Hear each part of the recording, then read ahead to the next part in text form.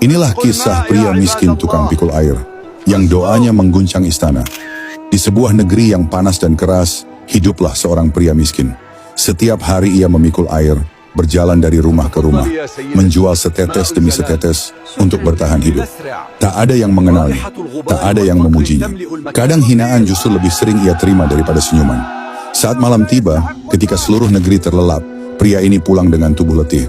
Namun sebelum tidur, ia selalu mengangkat tangannya.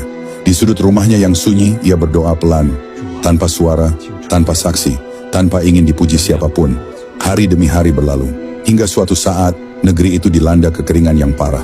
Sumur-sumur mengering, sungai berubah menjadi tanah retak, rakyat kelaparan dan kehausan. Sang raja memanggil menteri-menterinya, tabib dipanggil, ahli nujum dimintai petunjuk. Namun semua menyerah, tak satu pun mampu menghentikan bencana ini. Malam itu, sang raja tertidur dengan hati gelisah. Dalam tidurnya, ia bermimpi. Ia melihat seorang pria miskin, pemikul air, berwajah cerah, berjalan tenang di tengah negeri yang kering. Saat sang raja terbangun, ia segera memerintahkan pasukannya untuk mencari pria pemikul air itu. Pasukan menyusuri jalan-jalan, pasar dan perkampungan. Mereka kesulitan menemukannya. Hingga setelah beberapa waktu, pria itu ditemukan di sebuah gang sempit, masih memikul air seperti hari-hari biasa. Ia dibawa menghadap raja. Pria miskin itu gemetar. Ia takut dihina, takut disiksa, takut dituduh atas bencana negeri. Namun yang terjadi justru sebaliknya. Sang raja memintanya berdoa, memohon kepada Allah agar hujan segera diturunkan.